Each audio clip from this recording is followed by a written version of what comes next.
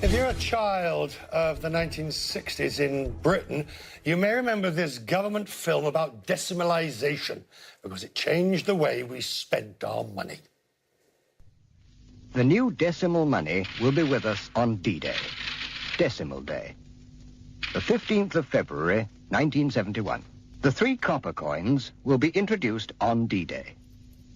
The 2 new pence, the new penny, and the new halfpenny. Now, the halfpenny, which I remember, and yes, I also remember D-Day, Decimal Day, while that was consigned to history in 1984, the 1 penny and 2 penny coins live on and will continue to do so after a change of heart by the UK Finance Minister. Philip Hammond said people still rely on cash and the public should choose how to spend their money. The penny will remain. Well, scrapping the penny has been an ongoing debate on both sides of the Atlantic. I've got loads of pennies, pennies from heaven. Philip Deal is the president of the US Money Reserve, a former director of the US Mint.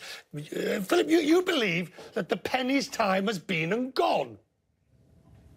Yes, that's right. I do. And in fact, when I was director of the Mint 25 years ago, I thought that and advocated for the elimination of the penny. And in reality, it should have been eliminated 35 years ago or so.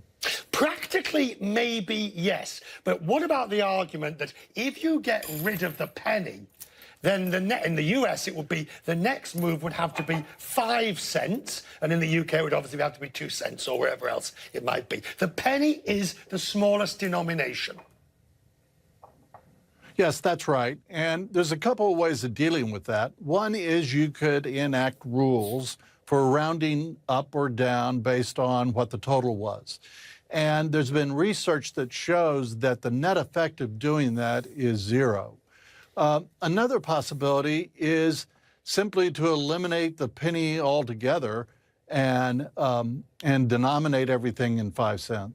And then take I mean, but why? Why, sir? What is so wrong with the humble penny? Well, there's probably 3 or 4 reasons. One is that it costs almost twice as much to make the penny as it's worth.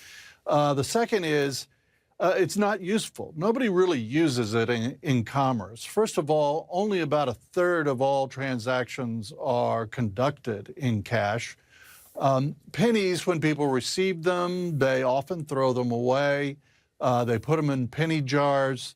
And so they just don't find it a useful coin. And that's been confirmed in several polls that show that 80% of Americans are ready to be done with the penny, that it is a hassle and a charge, largely useless. But it still lives on, sir. Psychologically, Yes. we like it. It clutters up my sock drawer, no doubt. But I can't help feeling it's a battle you're going to lose. Well, we haven't won. No one has won this for 35 years. So if I were a betting man, I'd agree with you. But all rationality favors eliminating the penny.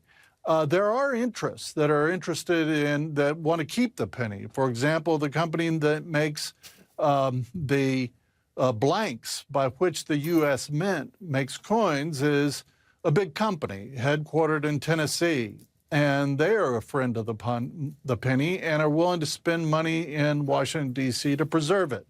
Ironically, and also, it may be surprising to know that the Illinois congressional delegation isn't enthusiastic about eliminating the penny because, of course, Abraham Lincoln is featured on the penny, although he's also featured on the $5 bill, so it's not like he would disappear from American currency.